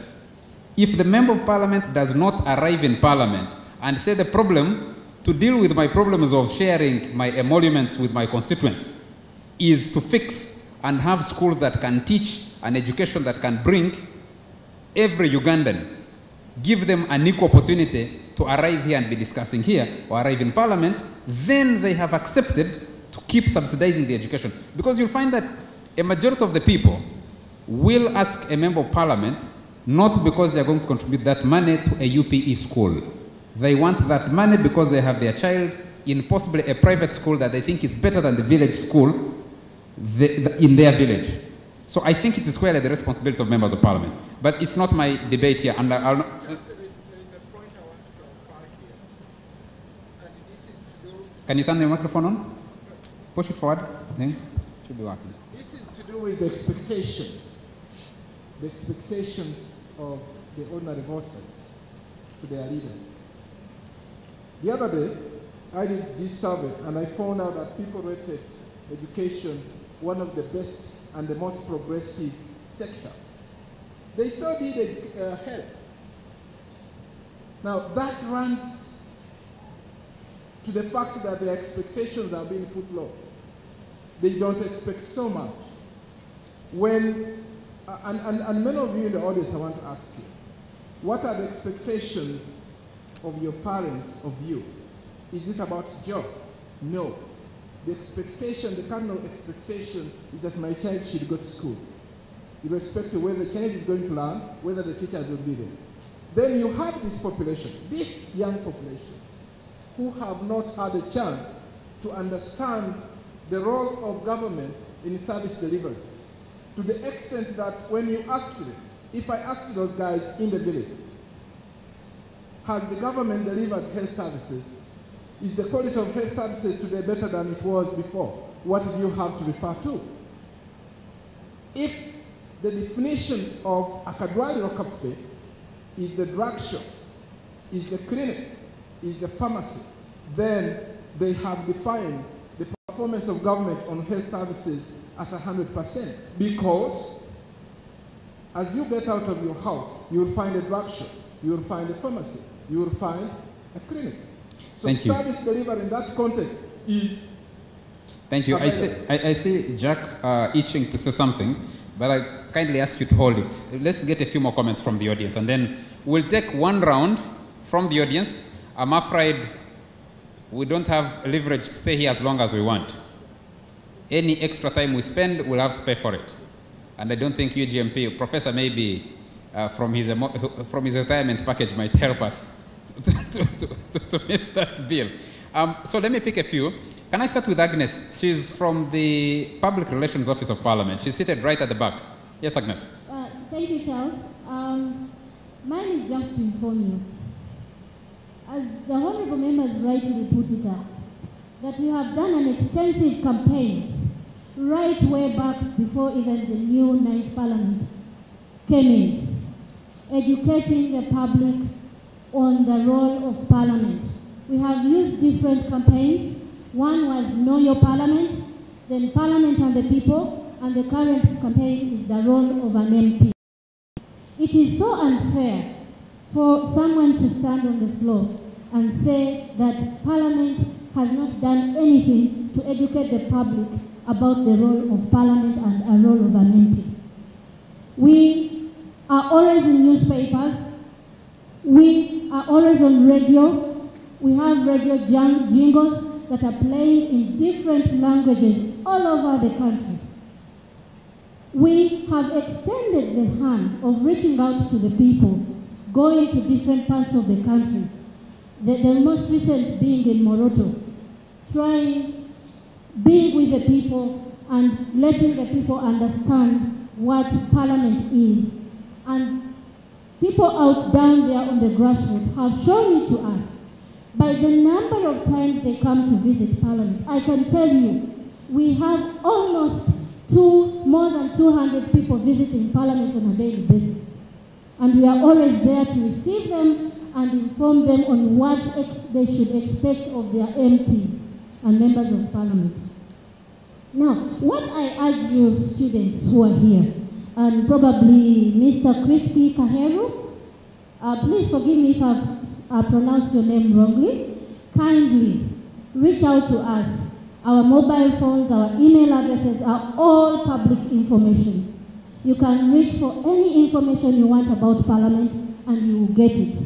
So if you really are interested in knowing, and the other thing I'm forgetting is that the reason why we are here, previously they would invite us for such meetings and we would not come because we do not understand what Parliament is. And we are all here because we know the value of Parliament and the role of our MPs. That's why we are here to debate it. Thank you very much. Thank you very much. Crispy, I hope you didn't intend to intimidate Agnes by walking close to her when she was criticizing you. But to the credit of Parliament, I think you also have one of the few active and regularly updated websites, which also has the full list of members of Parliament, both those directly elected and those who are ex-official members, and in most cases, their telephone numbers. From my experience, those telephone numbers actually do work for the members of Parliament. Can we have, I'm going to pick 3 comments from this side. I'm going to pick 2 comments from this side, 1 comment from here, and I'll pick 1. You shifted from where you were. Because I had been seeing you, I wanted to ask you to speak from where you were. Let me pick, let's have the lady there. That lady, yes? Thank you very much. I'm Osmenta Edith Achen, a student at Ndeje University doing public relations. The first question that I would like to ask, we're here to discuss, is the 9th Parliament delivering to to citizens' expectations? MPs, can I ask how many are present here? Can you please raise your hands, like how many are here? 2? Looks like it. Two members, honorables, representing us here. And what are we talking about? All the questions that we need to be answered, need to drive straight to these MPs, and we're having only 2 to answer these questions. Please, all the honorables out there that are watching and are listening to this program right now, they need to put in effort and come and attend this, what we are talking about right now. Thank you very much. Thank you. There were actually 3 because Paul Muiro had to leave earlier. So can I pick another comment from there? Let me see. There's another lady there. There? Yes. The hand up there. In black.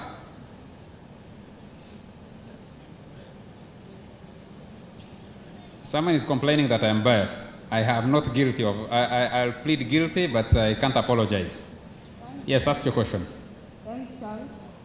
I'm a student from Beijing. Could you raise your voice? We can't hear you. Put the microphone closer. For me, I would just urge the members of Parliament, especially those on the opposition side, to not join the Parliament bearing selfish interests, but instead address the issues of their electorate. Thank you. Thank you very much. If all the comments were that precise and short, we would have made a significant progress. So bring the microphone to the people who are complaining that I am biased. Let me be biased by selecting them.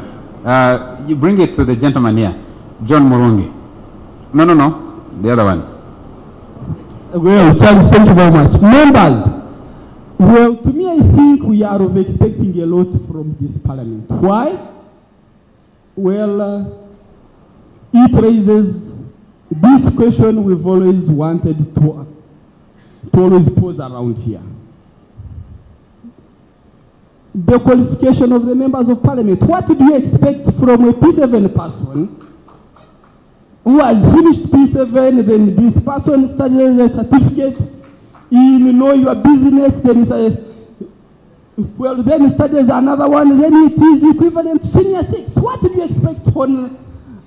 Well, comrades, to me, I think we are expecting a lot from this Parliament. Let us review the qualifications. You vote for them.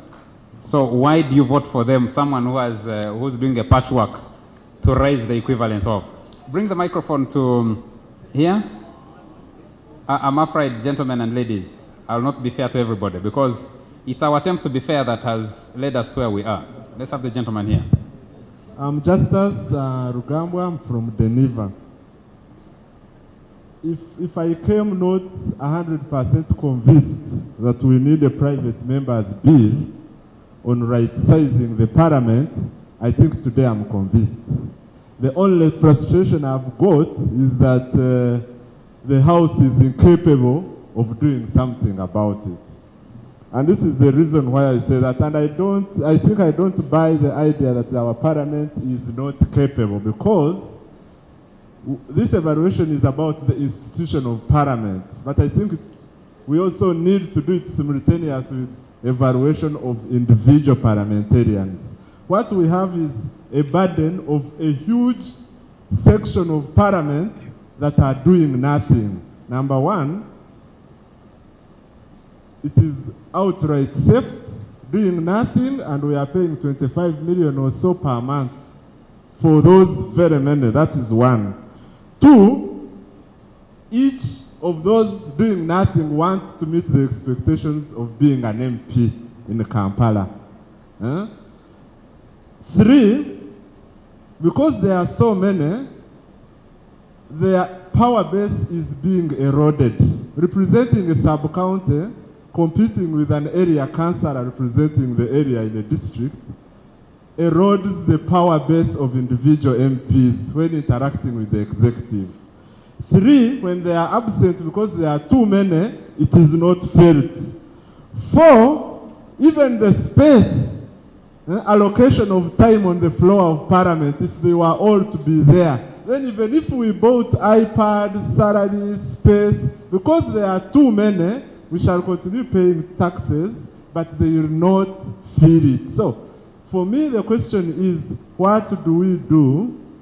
How do we spearhead the emergence of a private member's bill, which is not in the interest of the majority of members of Parliament to right-size the Parliament? Who do you want to answer that question? It is a very big issue. I think it goes back to citizens and the pressure, the type of pressure that we exert. Thank you very much. Professor Yasin Olu, the Speaker of Parliament gives these members 2 minutes to speak. And then she has the central control, she cuts them off. So we go back there after the debate. I saw a gentleman, he was, I think, among the first to raise his hands. The gentleman in between those three hands, the one who has the hand in the middle. Yes. Thank you, Charles. Musema Mdathir Bruce is my name, and I come from Arua municipality, which is one of the 214 constituencies in Uganda. The question is the 9th Parliament delivering to citizens expectation? To me, I think it is no. And the no should have 3 zeros with an exclamation at the end. Why I'm saying this? Article 79 of Uganda's constitution is very clear about roles played by MPs in the floor of Parliament.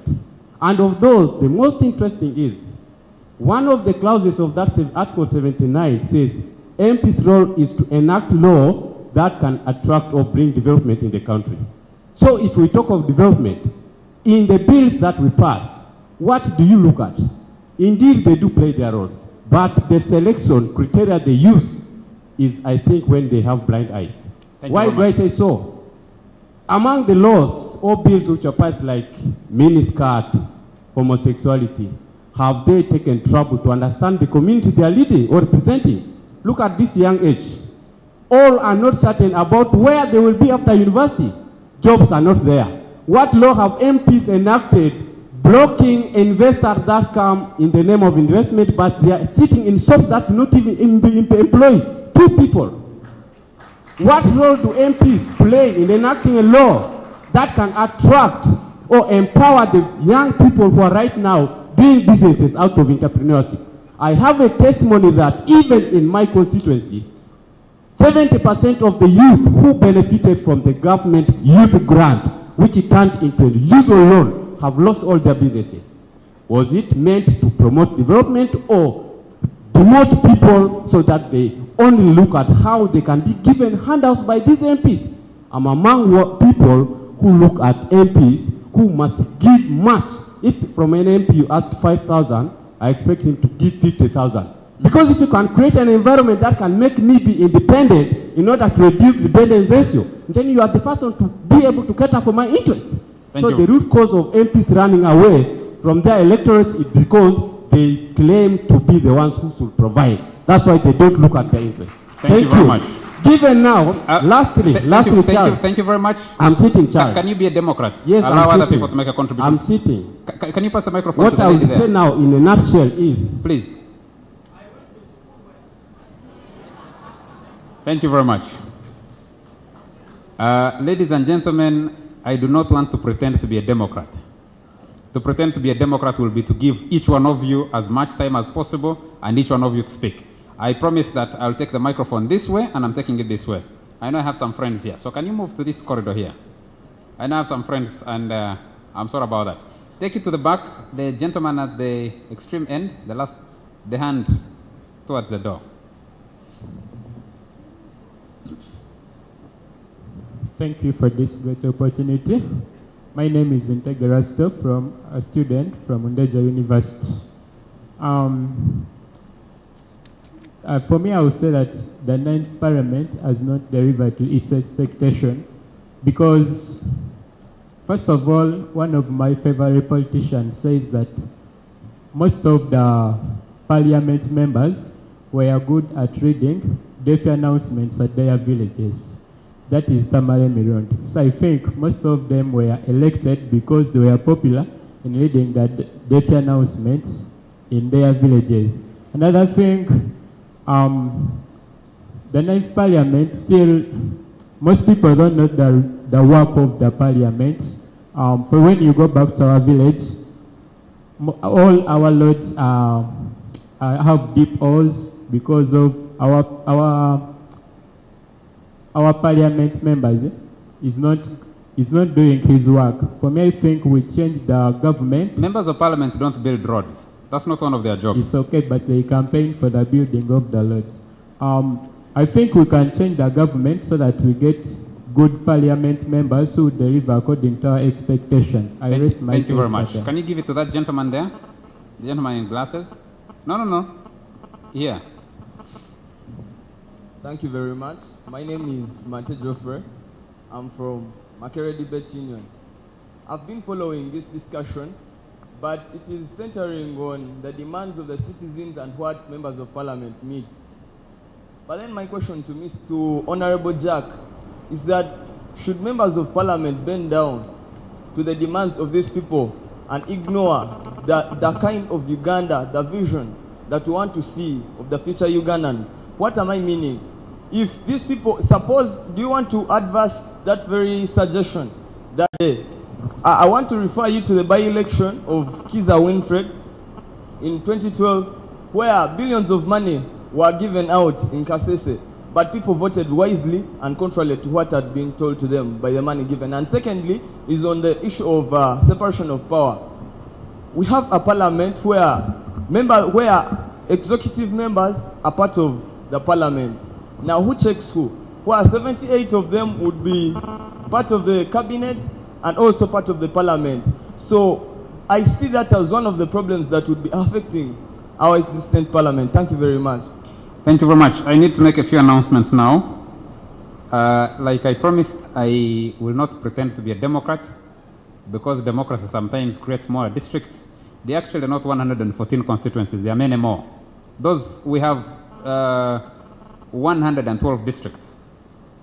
The constituencies are many more. We have 386 members of parliament, including the ex-officials, and there are only about 10 or so ex-officials. Two announcements. Someone says, Mwesegwa Mark from Kampala International University says, since the citizens do not know the roles of their members of parliament, who is supposed to teach these people about what their MPs are supposed to do?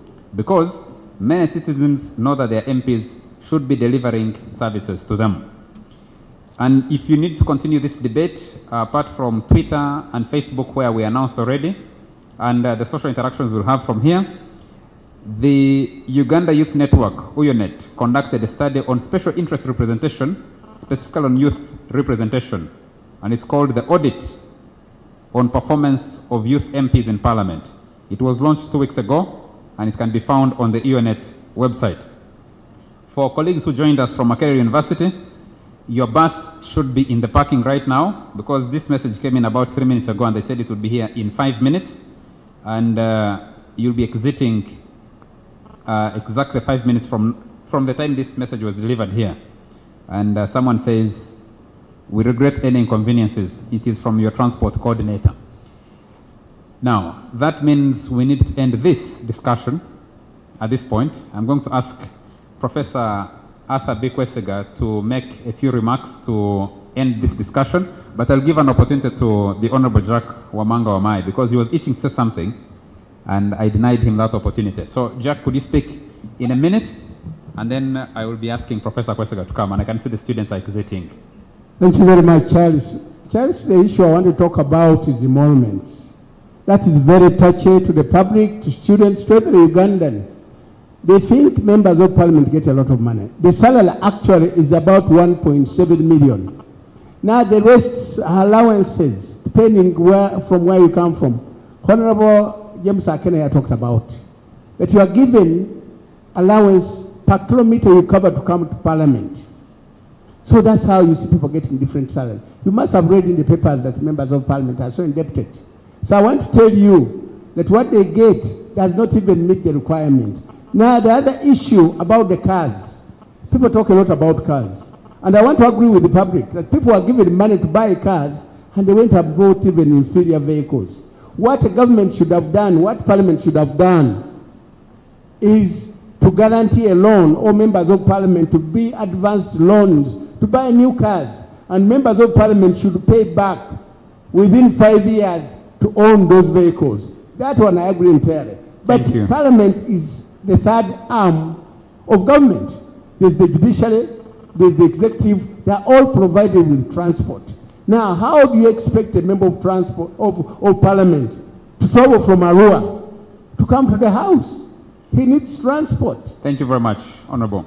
Thank you very much, members of the audience. Thank you very much for being such a wonderful audience.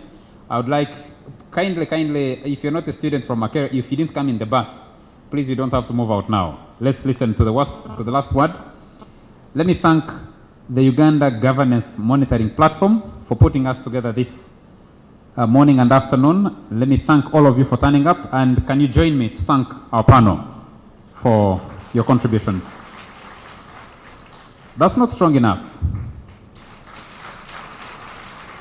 Thank you very much. Thank you. Yes, can I ask Professor Arthur just a big cigar to come and speak to us? Thank you very much.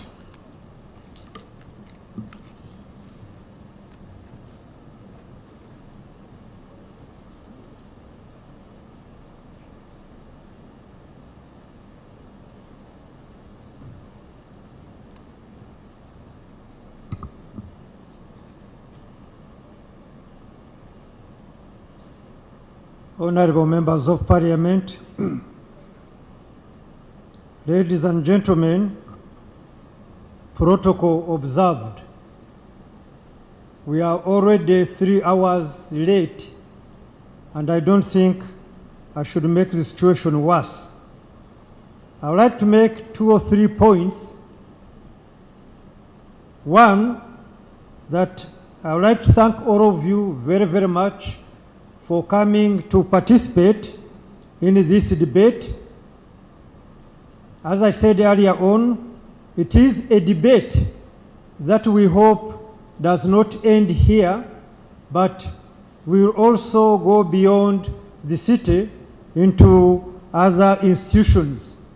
I'm glad that many of you are students, and I do hope that when you go back to your universities, you'll be able to create an opportunity where you can share with other students the kind of debates that are taking place, especially the kind of debates being organized by UGMP, Uganda Governance Monitoring Platform, debates which give a chance to the ordinary citizens, the ordinary people, a chance for them to realize that it is in their interest and that they have the power to change the status quo that they are in, and also the status quo of all these other people who are not normally involved in this kind of debates.